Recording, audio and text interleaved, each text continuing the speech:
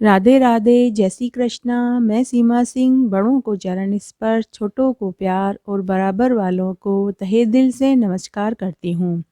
आज मैं आपको श्रीमद् भगवत गीता के दूसरे अध्याय को सुनाने जा रही हूँ। जब मैंने पहला अध्याय सुनाया तो मेरे एक भक्त ने मुझसे कहा कि जब मैं आगे कभी अध्याय सुनाऊं तो इसी प्रकार सुनाऊं, कोई म्यूजिक न लगाऊं, क्योंकि इससे सुनने वाले को काफ़ी डिस्टरबेंस होता है।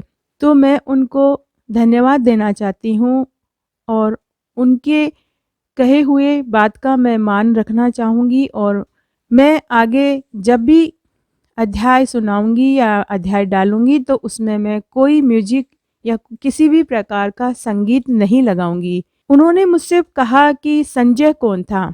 वो मुझसे पूछना चाह रहे थे कि संजय कौन था। तो मैं बताना चाहूँगी कि संजय धृतराष्ट्र को महाभारत युद्ध का सजीव वर्णन सुनाने के लिए महर्षि वेदव्यास ने संजय को दिव्य दृष्टि प्रदान की थी। वास्तव में संजय पेशे से बुनकर और धृतराष्ट्र के मंत्री थे। संजय बेहद विनम्र, विद्वान व धार्मिक स्वभाव के थे। गावालगण नामक सूत के पुत्र थे। जाति से वे बुनकर थे। अगर आपको भी कोई बात पूछनी हो तो आप मुझे कमेंट बॉक्स में लिखकर पूछ सकते हैं। मैं आपके हर प्रश्नों का उत्तर देने की पूरी कोशिश करूंगी। मुझे आपके कमेंट का हमेशा इंतज़ार रहता है, और जिन्होंने मुझसे ये प्रश्न पूछा था शायद उनको सही उत्तर मिल गया होगा। और आगे जब भी मैं ये महात्म्य या अध्याय सुनाऊंगी तो इसमें मैं किसी प्रकार का कोई संगीत या म्यूजिक नहीं लगाऊंगी, जिससे सुनने वाले को कोई डिस्टरबेंस नहीं होगा। धन्यवाद।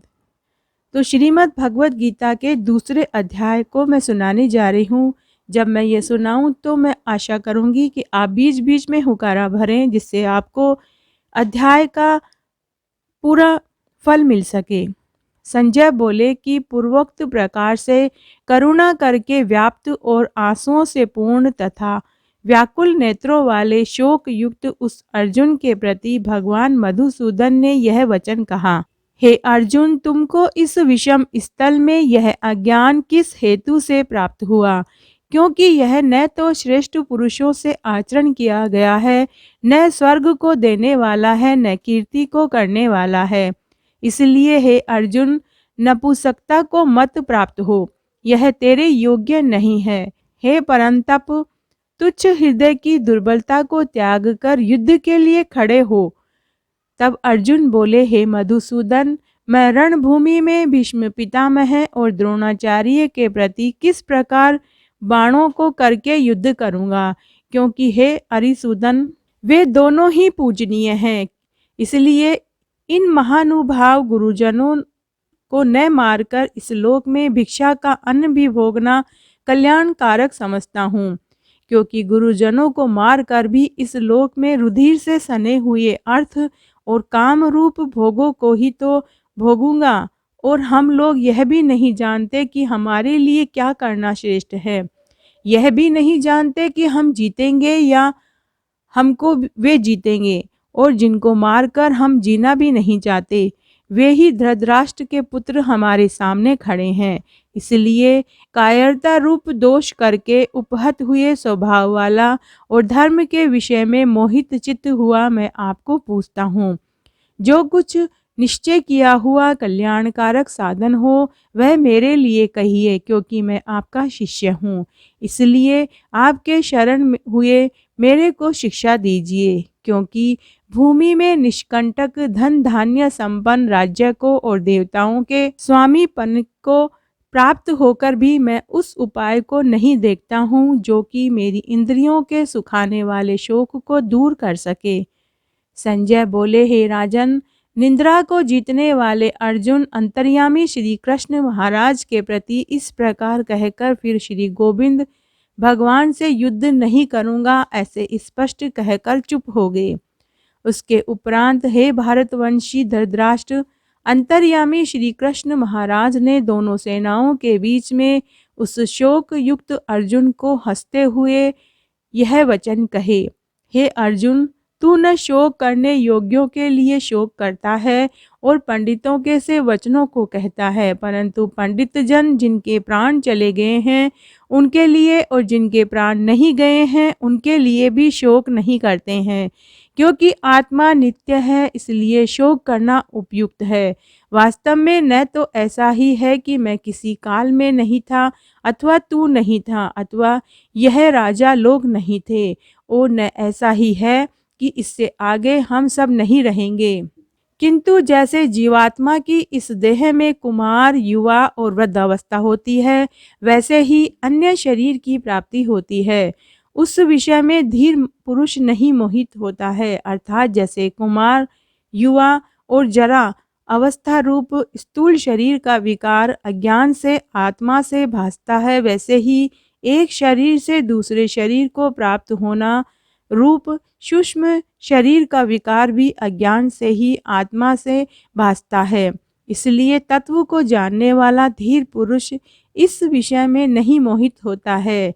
हे कुंती पुत्र, सर्दी, गर्मी, सुख दुख को देने वाले इंद्रिय और विषयों के संयोग तो क्षणभंगुर और अनित्य हैं। इसलिए हे भारतवंशी अर्जुन, उनको तू सहन कर, क्योंकि हे पुरुष श्रेष्ठ, सुख दुख को समान समझने वाले जिस धीर पुरुष को यह इंद्रियों के विषय व्याकुल नहीं कर सकते, वह मोक्ष के लिए योग्य होता है। और हे अर्जुन, असत वस्तु का तो अस्तित्व ही नहीं है और सत का अभाव नहीं है। इस प्रकार इन दोनों का ही तत्व ज्ञानी पुरुषों द्वारा देखा गया है। इस न्याय के अनुसार नाश रहित तो उसको जान की जिससे यह संपूर्ण जगत व्याप्त है, क्योंकि इस अविनाशी का विनाश करने को कोई भी समर्थ नहीं है, और इस नाश रहित अप्रेम में नित्य स्वरूप जीवात्मा के यह सब शरीर नाशवान कहे गए हैं। इसलिए हे भरतवंशी अर्जुन, तू युद्ध कर। जो इस आत्मा को मारने वाला समझता है अथवा जो इसको मरा मानता है, वे दोनों ही नहीं जानते, क्योंकि यह आत्मा न मारता है न मारा जाता है। यह आत्मा किसी काल में भी न जन्मता है न मरता है, अथवा यह आत्मा हो करके फिर होने वाला है, क्योंकि यह अजन्मा, नित्य, शाश्वत और पुरातन है। शरीर के नाश होने पर भी यह नाश नहीं होता।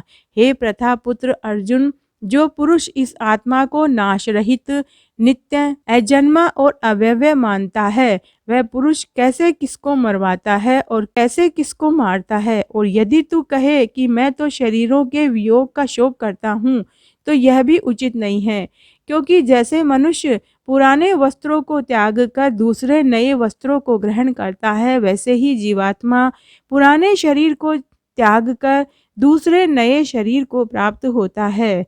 हे अर्जुन, इस आत्मा को शस्त्रादि नहीं काट सकते और इसको आग नहीं जला सकती, इसको जल गीला नहीं कर सकते और वायु नहीं सुखा सकता, क्योंकि यह आत्मा अछेद है, यह आत्मा अदाह है, क्लेद, अशोष्य, और यह आत्मा निसंदेह, नित्य, सर्वव्यापक, अचल, स्थिर रहने वाला और सनातन है। यह आत्मा अव्यक्त अथवा इंद्रियों का अविषय और यह आत्मा अचिंत्य अर्थात मन का अविषय और यह आत्मा विकार रहित अथवा न बदलने वाला कहा गया है। इससे हे अर्जुन, इस आत्मा को ऐसा जानकर तू शोक करने योग्य नहीं है, अर्थात तुझे शोक करना उचित नहीं है। यदि तू इसको सदा जन्मने और सदा मरने वाला माने, तो भी हे अर्जुन, इस प्रकार शोक करने को योग्य नहीं है, क्योंकि ऐसा होने से तो जन्मने वाले की निश्चय मृत्यु और मरने वाले का निश्चय जन्म होना सिद्ध हुआ है। इससे भी तू बिना उपाय वाले शरीर में शोक करने को योग्य नहीं है। यह विषमादिकों के शरीर माया में होने से अनित्य है, इससे शरीरों के लिए भी शोक करना उचित नहीं है, क्योंकि हे अर्जुन, संपूर्ण प्राणी जन्म से पहले बिना शरीर वाले और मरने के बाद भी बिना शरीर वाले ही हैं, केवल बीच में ही शरीर वाले प्रतीत होते हैं। फिर उस विषयों में क्या चिंता है। हे अर्जुन, यह आत्म तत्व बड़ा गहन है, इसलिए कोई महापुरुष ही इस आत्मा को आश्चर्य की ज्यों देखता है, और वैसे ही दूसरा कोई महापुरुष ही आश्चर्य की ज्यों इसके तत्व को कहता और दूसरा कोई ही इस आत्मा को आश्चर्य की जो सुनता है, और कोई कोई सुनकर भी इस आत्मा को नहीं जानता। हे अर्जुन, यह आत्मा सबके शरीर में सदा ही अवध्य है, इसलिए संपूर्ण भूत प्राणियों के लिए तू शोक करने को योग्य नहीं है, और अपने धर्म को देखकर भी तू भय करने को योग्य नहीं है, क्योंकि धर्म युक्त युद्ध से बढ़कर दूसरा कोई कल्याणकारक कर्तव्य क्षत्रिय के लिए नहीं है। हे पार्थ, अपने आप प्राप्त हुए और खुले हुए स्वर्ग के द्वार रूप इस प्रकार के युद्ध को भाग्यवान क्षत्रिय लोग ही पाते हैं, और यदि तू इस धर्म युक्त संग्राम को नहीं करेगा तो स्वधर्म को और कीर्ति को खोकर पाप को प्राप्त होगा, और सब लोग तेरी बहुत काल तक रहने वाली अपकीर्ति को भी कथन करेंगे, और अपकीर्ति माननीय पुरुष के लिए मरण से भी अधिक बुरी होती है, और जिनके तू बहुत माननीय होकर भी अब तुच्छता को प्राप्त होगा, वे महारथी लोग तुझे भय के कारण युद्ध में उपराम हुआ मानेंगे, और तेरी वेरी लोग तेरे सामर्थ्य की निंदा करते हुए बहुत से न कहने योग्य वचनों को कहेंगे। फिर उससे अधिक दुख क्या होगा? इससे युद्ध करना तेरे लिए सब प्रकार से अच्छा है, क्योंकि या तो मरकर स्वर्ग को प्राप्त होगा अथवा जीतकर पृथ्वी को भोगेगा। इससे हे अर्जुन, युद्ध के लिए निश्चय वाला होकर खड़ा हो। यदि तुझे स्वर्ग तथा राज्य की इच्छा न हो तो भी सुख दुख हानि लाभ जय पराजय को समान समझकर उसके उपरांत युद्ध के लिए तैयार हो। इस प्रकार युद्ध करने से तू पाप को प्राप्त नहीं होगा। हे पार्थ, यह बुद्धि तेरे लिए ज्ञान योग के विषय में कही गई है, और इसी को अब निष्काम कर्म योग के विषय में सुन के जिस बुद्धि से युक्त हुआ तू कर्मों के बंधन को अच्छी तरह से नाश करेगा।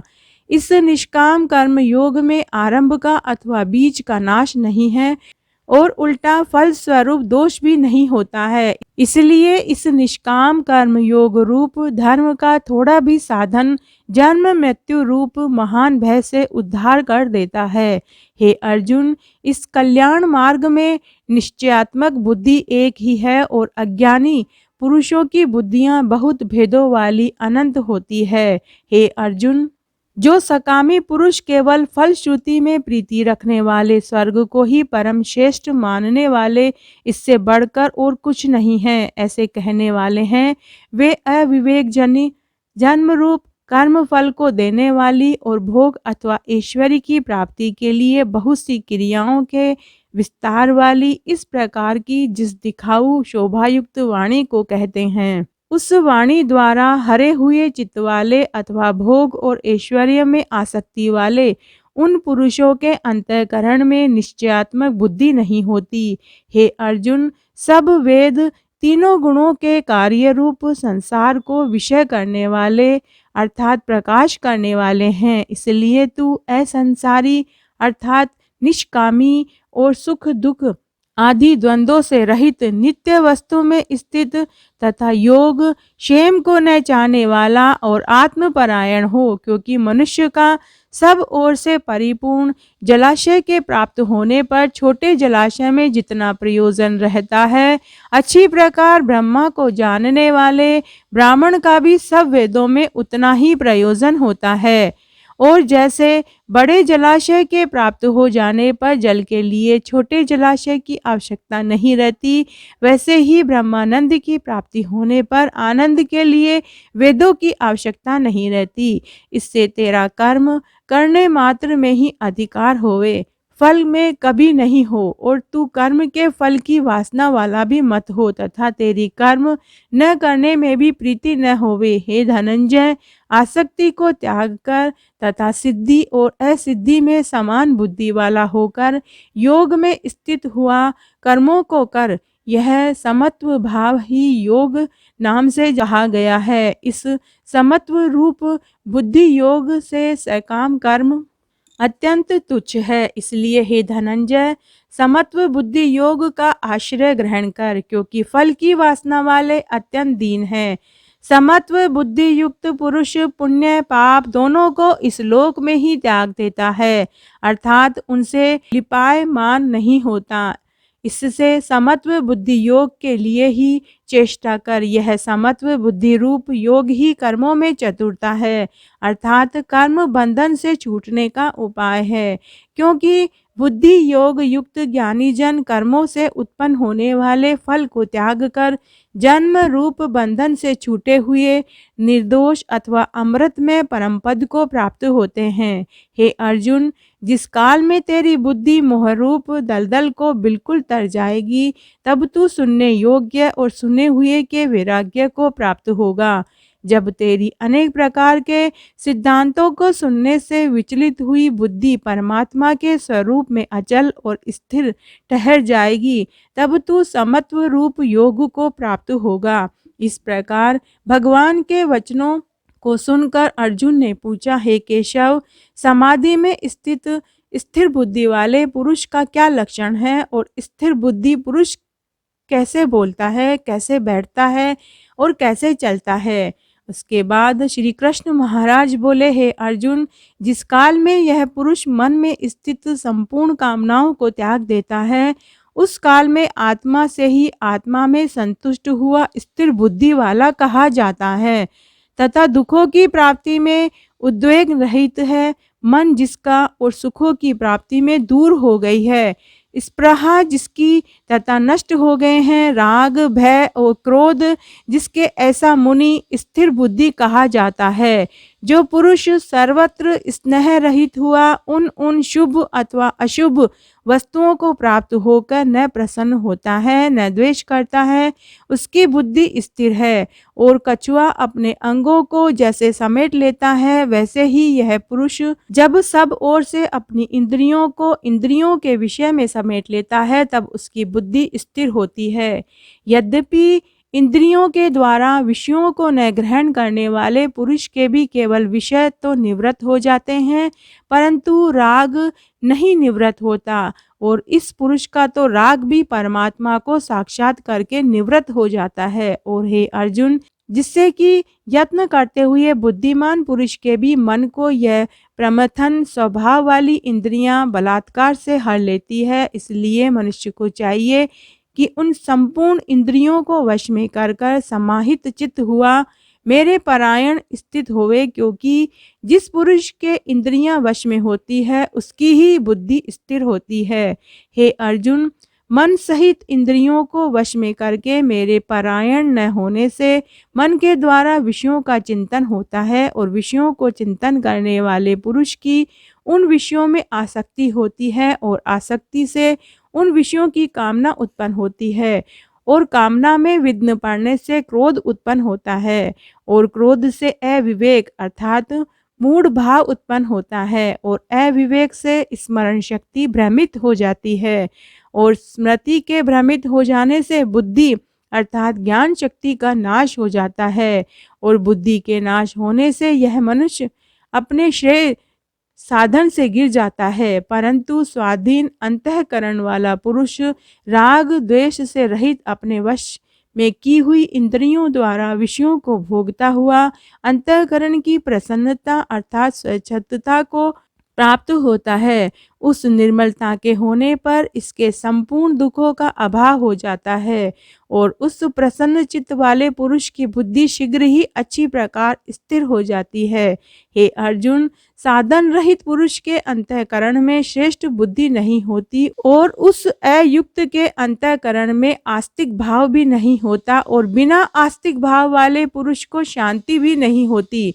फिर शांति रहित पुरुष को सुख कैसे हो सकता है? क्योंकि जल में वायु नाव को जैसे हर लेता है, वैसे ही विषयों में विचरती हुई इंद्रियों के बीच में जिस इंद्रिय के साथ मन रहता है, वह एक ही इंद्रिय इस अयुक्त पुरुष की बुद्धि को हरण कर लेती है। इससे हे महाबाहो, जिस पुरुष की इंद्रियां सब प्रकार इंद्रियों के विषयों में वश की हुई होती है, उसकी बुद्धि स्थिर होती है। और हे अर्जुन, संपूर्ण भूत प्राणियों के लिए जो रात्रि है, उस नित्य शुद्ध बोध स्वरूप परमानंद में भगवत को प्राप्त हुआ योगी पुरुष जानता है। जिस नाशवान क्षणभंगुर सांसारिक सुख में सब भूत प्राणी जागते हैं और तत्व को जानने वाले मुनि के लिए वह रात्रि है। जैसे सब ओर से परिपूर्ण अचल प्रतिष्ठा वाले समुद्र के प्रति नाना नदियों के जल उसको चलायमान न करते हुए ही समा जाते हैं, वैसे ही जिस स्थिर बुद्धि पुरुष के प्रति संपूर्ण भोग किसी प्रकार का विकार उत्पन्न किए बिना ही समा जाते हैं, वह पुरुष परम शांति को प्राप्त होता है, न कि भोगों को चाहने वाला। क्योंकि जो पुरुष संपूर्ण कामनाओं को त्याग कर ममता रहित और अहंकार रहित, स्पृहा रहित हुआ बरतता है, वह शांति को प्राप्त होता है। हे अर्जुन, यह ब्रह्मा को प्राप्त हुए पुरुष की स्थिति है। इसको प्राप्त होकर मोहित नहीं होता और अंतकाल में भी इस निष्ठा में स्थिर होकर ब्रह्मानंद को प्राप्त हो जाता है। तो आज मैंने आपको श्री कृष्ण और अर्जुन के संवाद में सांख्य योग नामक दूसरा अध्याय सुनाया है। अगर आपको ये अच्छा लगे तो कमेंट बॉक्स में जय हो विष्णु भगवान की या जय हो राधा कृष्ण भगवान की जरूर लिखें। धन्यवाद।